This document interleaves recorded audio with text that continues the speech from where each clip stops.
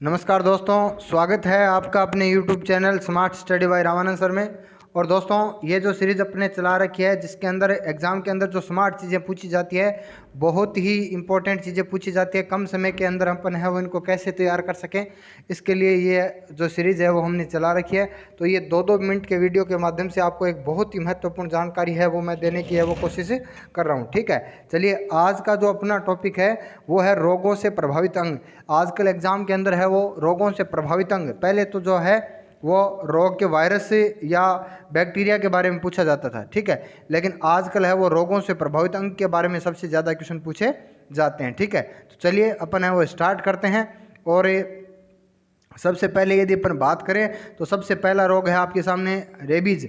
Rabies को हम hydrophobia भी कहते हैं, ठीक है, या जल भीति भी कहते हैं हिंदी के अंदर, और इसके द्वारा तंत्रिका तंत्र प्रभावित होता है। ठीक है, उसके बाद यदि अपन बात करें जो खसरा है उसके द्वारा श्वसन तंत्र प्रभावित होता है। सारस जो रोग होता है उसके द्वारा तंत्रिका तंत्र प्रभावित होता है।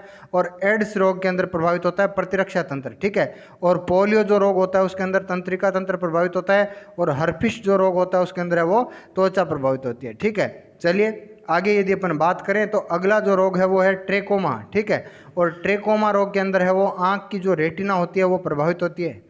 और पीलिया रोग के अंदर है वो प्रभावित होता है यकृति। और मम्प्स जो रोग होता है जिसको अपन मिजल्स भी बोलते हैं, इसके अंदर है वो प्रभावित होता है क्या, श्वसन तंत्र।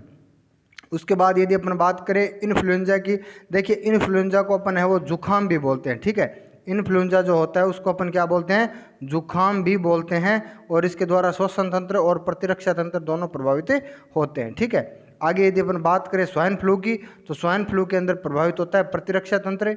बर्ड फ्लू होता है उसके द्वारा भी है वो प्रतिरक्षा तंत्र प्रभावित होता है। ठीक है, आगे यदि अपन बात करें हेपेटाइटिस की, तो हेपेटाइटिस के अंदर कौन सा, यकृत जो लीवर होता है वो प्रभावित होता है।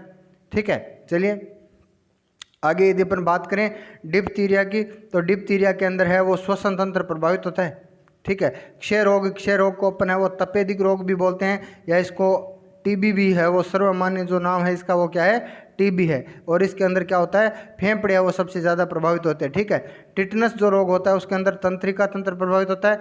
और टाइफाइड रोग जो होता है उसके अंदर क्या होती है, छोटी आंत प्रभावित होती है। ठीक है, टाइफाइड रोग को म्यादी बुखार भी बोलते हैं, और अपने को पता है कि इसको मोती झरा भी बोलते हैं। ठीक है, म्यादी बुखार जो नाम होता है वो टाइफाइड रोग का ही दूसरा नाम होता है। ठीक है, अब आगे यदि अपन बात करें तो न्यूमोनिया जो है उसके द्वारा श्वसन तंत्र प्रभावित होता है। ठीक है, चलिए और मैं आपको बता दूं एग्जाम में सबसे ज़्यादा टाइफाइड रोग के बारे में पूछा जाता है कि टाइफाइड रोग से है वो शरीर का कौन सा अंग प्रभावित होता है। ठीक है, चलिए आगे मोस्ट इंपॉर्टेंट है निमोनिया। निमोनिया में श्वसन तंत्र प्रभावित होता है। सिफिलिस जो रोग होता है उसके अंदर जननांग प्रभावित होते हैं।